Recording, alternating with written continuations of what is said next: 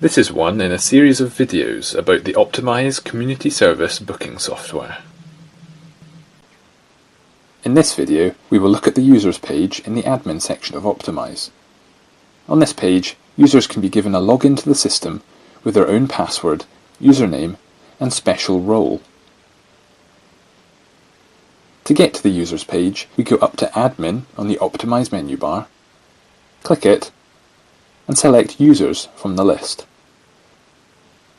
We can now see every current user in our OPTiMiSe login listed in the table below. Clicking on any of these will take us into that user's record, where we can edit or delete the record as we wish.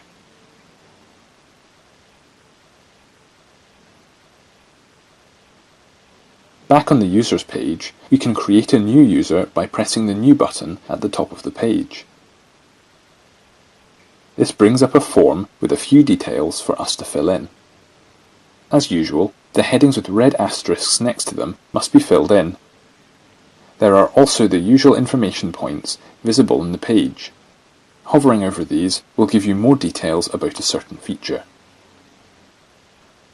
Firstly, you must enter a username for this user. This is usually some form of the individual's name, so it's easy to remember. This is one of the 3 credentials needed to log into OPTiMiSe, along with your organization's name and the individual's password, which we'll cover in a minute. There are several different roles available to users of OPTiMiSe. Admin allows a user access to OPTiMiSe's admin features. Because only admins can access these features of OPTiMiSe, only a user with admin privileges can create new users and assign roles in OPTiMiSe. Admin users have the most power as they can make use of all of OPTiMiSe's features, so admin rights should not be given to a user lightly. This role will usually be reserved for a select few managers in your organization. A slightly less powerful version of this is the Office role. Office users cannot access or even see OPTiMiSe's admin features, but can still make use of all non-admin features such as making bookings or adding clients. There is an even more limited user type called the read-only user. These users can see everything an Office user can, but cannot add anything to or edit anything in the system. This can be a useful feature if you have users that need to see information for some reason, possibly a financial reason for example, but you don't want them to be able to change any of it. The other 2 roles are for when you want to give helpers, such as car drivers, access to the system. These allow helpers to log into the system and accept or decline bookings assigned to them.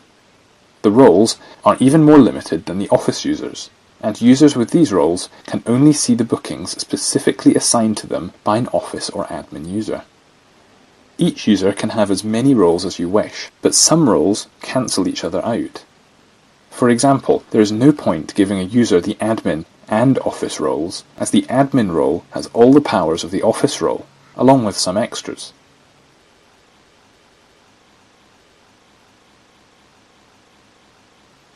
Next is the full name area. Normally, we can just fill this in as appropriate, but if we selected the driver or escort roles, instead of allowing us to fill this in with a name of our choice, we have to select one from a list of all helpers that are part of your organization. This is so that any bookings assigned to that helper will be sent to this user. Remember, you have the option of adding a new helper by clicking the New button on the pop-up, in case you haven't given them a helper record yet.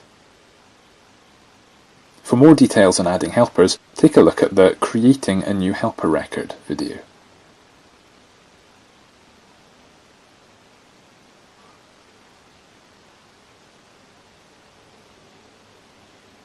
Email is simply so the user can receive email notifications about bookings if needed, while password is self-explanatory and must be over 8 characters long.